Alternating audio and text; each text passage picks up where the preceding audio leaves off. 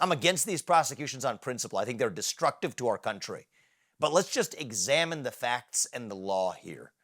Alvin Bragg effectively is prosecuting Donald Trump for making hush money payments, allegedly, to Stormy Daniels, and then paying Michael Cohen in a means that Alvin Bragg thinks is falsifying business records. Well, first of all, falsifying business records in New York is a misdemeanor, not a felony, and it falls outside of the statute of limitations, meaning it happened so far long ago that Alvin Bragg can't bring the case unless he charges it as a felony, which requires an underlying crime that he's advancing by falsifying those business records that was also a felony. Here's where the legal stretch really begins.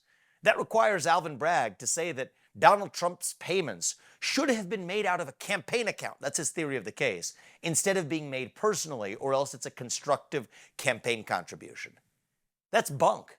Think about it. Look, you've had smart people like former FEC Commissioner Bradley Smith, who has correctly pointed out that if Donald Trump did use campaign money, campaign contributions, to pay off hush money, that would arguably be an even stronger legal case to bring against him than the case they're bringing now. So in that version of the world, it's damned if you do, damned if you don't. They're going to get him going or they're going to get him coming. It's almost as though they decided this is the person we're going to prosecute, and then we're going to figure out what we're going to charge him with after the fact. Well, guess what? That's exactly what happened. You have Alvin Bragg, a Manhattan DA who was elected on the promise of going after Donald Trump. For what crime? We had no idea. Just the idea that they had to go after Donald Trump. This is a politician keeping his campaign promise. That is a bastardization of our legal system. That's not how we do things in the United States. And that motivation accounts for why this case is so weak and emblematic of the other prosecutions that have since followed against Donald Trump. I think Trump is going to prevail, but most importantly, I hope we move beyond this phase of our history where you have one political party that thinks it can use the legal system to prosecute its opponents.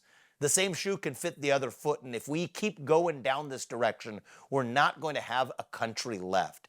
In the complete absence of a legal argument, even, to bring this case against Trump isn't just embarrassing to Alvin Bragg, it's embarrassing to our country.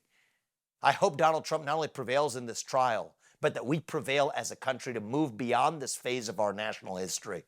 That's what it's going to take to reunite and rebuild this nation.